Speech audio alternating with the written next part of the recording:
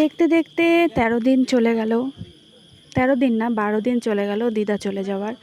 ১৩তম দিনের দিন হচ্ছে দিদার আদ্য শ্রাদ্ধ অনুষ্ঠান হবে। আজকে হচ্ছে শেষ হবিষ রান্না হচ্ছে মামাদের জন্য, কারণ মামারা দিদার মুখাগ্নি করেছে, সাথে মামিরাও এই হবিষ এই ১২ দিন খেয়ে এসছে। আজকে ৩টা পাতিলে রান্না করা হবে, একটাতে পায়েস, একটাতে ডাল, আর একটাতে হচ্ছে ভাত। এই প্যান্ডেলে দিদার শ্রাদ্ধ হবে, আর সামনে যে দেখা যাচ্ছে প্যান্ডেলটা, ওখানে খাওয়া দাওয়ার আয়োজন করা হয়েছে।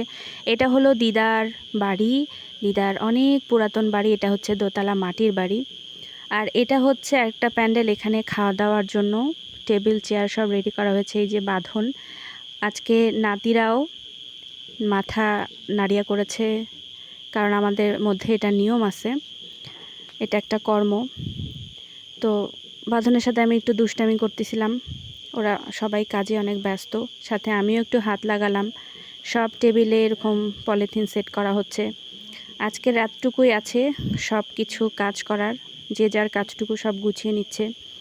মামুনিকে বাসায় রেখে আমিও আসলাম প্রায় বিকেলের দিকে। বেশ ঘোরাঘুরি করছি, কোথায় কি হচ্ছে। কালকে সকালে আবার আসতে হবে। তারপরে চলে আসলাম রান্নাঘরে। এখানে কালকে রান্না বান্না হবে শ্রাদ্ধের। এরকম বড় বড় চুলা বানানো হয়েছে 4টা, একসঙ্গে 4টা উনানে রান্না হবে। আর এই যে প্রচুর পরিমাণে খড়ি, রান্নাঘরটাও বেশ প্রশস্ত, কারণ রান্না বান্না হবে, আবার ড্যাগগুলোকে সিরিয়াল করে রাখতে হবে। আর এটা হচ্ছে খাওয়া দাওয়ার প্যান্ডেল। এখানে প্রায় এরকম বড় বড় 12টা টেবিল বসেছে। একটা টেবিলে প্রায় 10 জন করে মানুষ বসতে পারবে। তো প্রচুর পরিমাণে মানুষের আয়োজন করা হয়েছে। যাই হোক, সবাই যারা যারা এই ভিডিওটা তোমরা দেখছো, দিদার জন্য আশীর্বাদ করো, দিদা যেন স্বর্গবাসী হয়। মানুষটা শেষ জীবনে অনেক কষ্ট করে গেল, কারণ তার থ্রট ক্যান্সার হয়েছিল, যার কারণে শেষের দিকে কথা বলা, খাওয়া দাওয়া তো অনেক আগেই বন্ধ হয়ে গেছে। তো যেতটুকু কষ্ট সে পেয়েছে, তোমরা সবাই আশীর্বাদ করো এই কষ্টটুকু যেন দিদার লাঘব হয়ে যায়। কালকে যেহেতু দিদার শ্রাদ্ধ, কালকেই সবাই চলে আসবে। আজকে তেমন কেউ আসেনি, শুধু আমরা এসেছি, আবার চলে যাব, কিন্তু কালকে যারা আসবে তারা থাকবে। এদিকে ডেকোরেশনের কাজ মোটামুটি একদম ওকে, লাইটিংয়ের কাজও হয়ে গেছে। সব কিছু আমি একটু ঘুরে ঘুরে দেখছিলাম, কারণ এই জায়গাটা আমার অনেক পছন্দের, অনেক প্রিয়। আর দিদা আমার জীবনের যতটুকু বলবো ততটুকু বলে শেষ করা যাবে না। সবাই যে যার মতো কাজে ব্যস্ত। আমি একটু ছোটো মামার সাথে গল্প করছিলাম, কারণ ছোটো মামার শরীরটাও খুবই খারাপ হয়ে গেছে।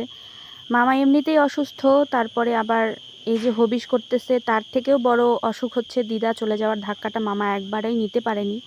মামা খুবই কষ্ট পেয়েছে, কারণ ছোটো মামা সব থেকে ছোট ছেলে, তার প্রতি মায়ের তার আদরটা বা স্নেহটা খুবই অন্যরকম। আর যেহেতু ছোটো মামার কাছেই দিদা থাকতো, তাই মামার কষ্টটা অনেক বেশি। আর এদিকে সুপ্তির বাবা এতক্ষণে চেয়ারগুলো ঠিকঠাক করছে, কারণ সবাই কাজ করা দেখে তারও কাজ করতে ইচ্ছা করছে।